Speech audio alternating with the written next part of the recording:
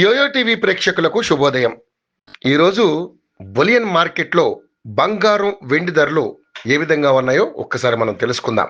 బంగారం కొనుగోలుదారులకు big alert. Deepavali పండుగ నుంచి పసిడి ధరలు భారీగా పడిపోతున్న సంగతి తెలిసిందే. అయితే ఈ పసిడి పతనానికి బ్రేకులు పడ్డాయి. ఇవాళ బంగారం ధరలో ఊహించిన మార్పు జరిగింది. రాత్రికి రాత్రే సీన్ రివర్స్ అయిపోయింది. బంగారం ధరలు ఒక్కసారిగా భారీగా పెరిగిపోయాయి.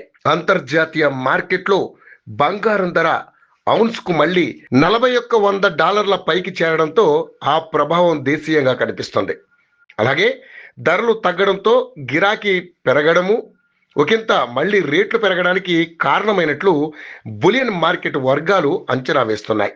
ఈ క్రమంలో అక్టోబర్ 26వ తేదీన హైదరాబాద్ మార్కెట్లో తులం బంగారం రేటు మళ్ళీ ఎంత పెరిగిందో తెలుసుకుందాం.